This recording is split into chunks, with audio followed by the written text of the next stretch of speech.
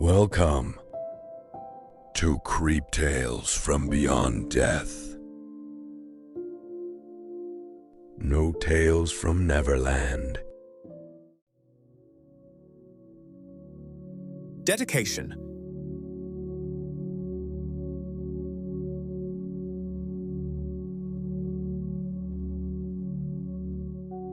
To the kids who, in their most vulnerable years,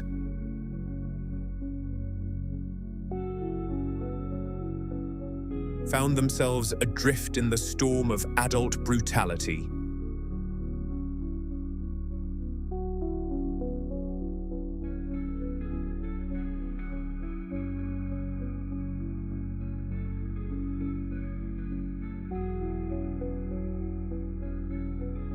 To those who learn to build castles in the sky, when the ground beneath them crumbles.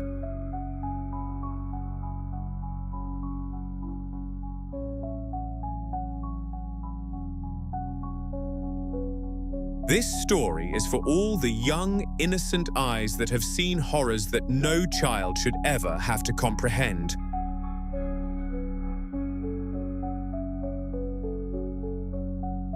You are not forgotten, and your stories, no matter how dark, deserve to be told.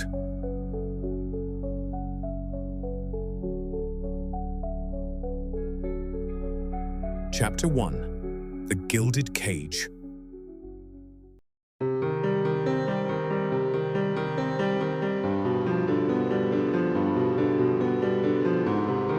The air of the cramped apartment was a permanent fixture of grey.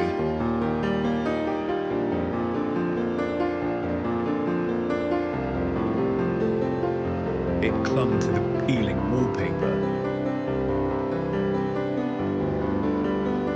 and seeped into the worn linoleum of the floor.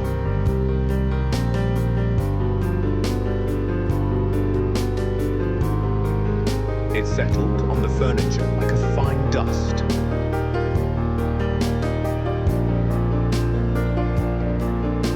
Even the meager shafts of moonlight seemed unwilling to disturb the pervasive gloom. This was Peter's world. His small frame perpetually hunched as if he expected to be struck.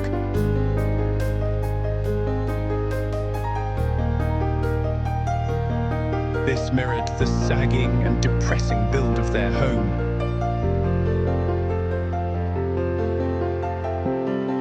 Each day unfolded with a predictable, suffocating rhythm. A prelude to an unseen yet ever-present tempest.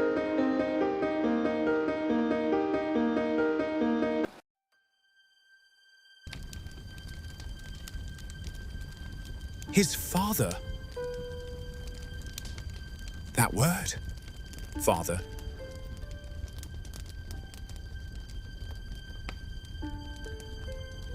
Was a low growl at the corners of Peter's mind. He was a man carved from granite and bitterness, whose moods shifted like the jagged edges of a broken mirror. One moment, a chilling indifference that made Peter feel like he was less than an insect. But the next, a volcanic eruption of rage. His voice a guttural roar that rattled the very foundations of Peter's fragile sense of safety. These explosions were unpredictable, terrifying in their sheer, unreasoning force. They left behind a residue of fear, an acrid tang that lingered in the air long after the storm has passed. Just a constant reminder of the hazards of their domestic truce.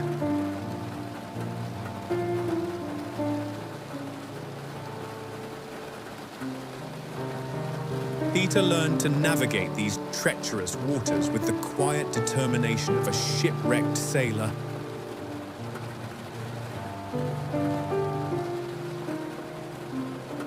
The young boy's senses were always on high alert.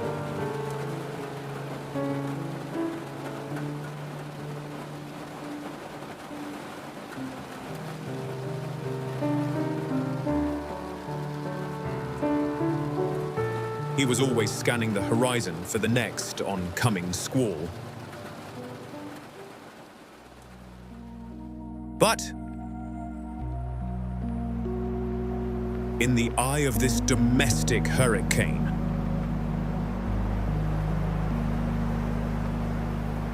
there was a sanctuary, a fragile oasis of warmth and light. His mother.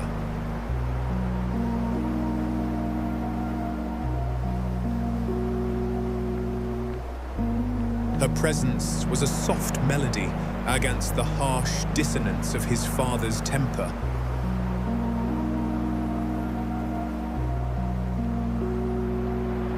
Her hands, though often ruckened by the endless toil of their existence, were often a soothing balm for Peter's broken soul. When she cradled his head, her fingers tracing the worry lines on his small brow, the world outside, with just the touch of his mother's hand, seemed to cease to exist. Her hushed whispers, a litany of reassurances and lullabies sung in a voice laced with weariness, but also brimming with an unshakable love. That love was the only anchor that kept Peter from being swept away by the raging waters of his fear. These moments stolen from the ever-approaching darkness were the fuel that sustained him, the fragile bastions against the storm. Peter learned to anticipate the subtle shifts in his father's demeanor, like the tightening of his father's jaw, or his restless pacing, and finally, how his eyes would fix on some unseen torment. He taught himself how to become invisible, small, and also how to occupy the spaces where his father's gaze was least likely to fall.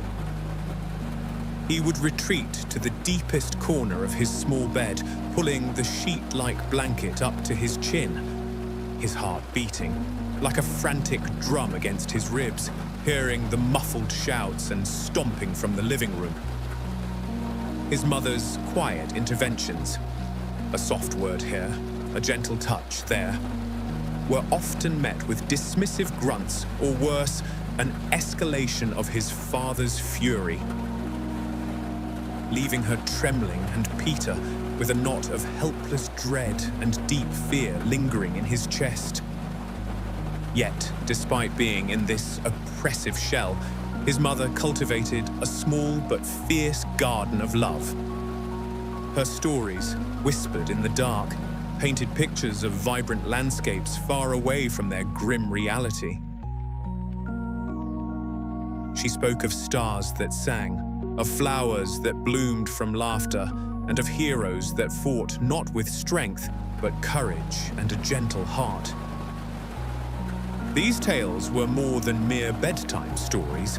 They were acts of defiance, all designed without his knowing,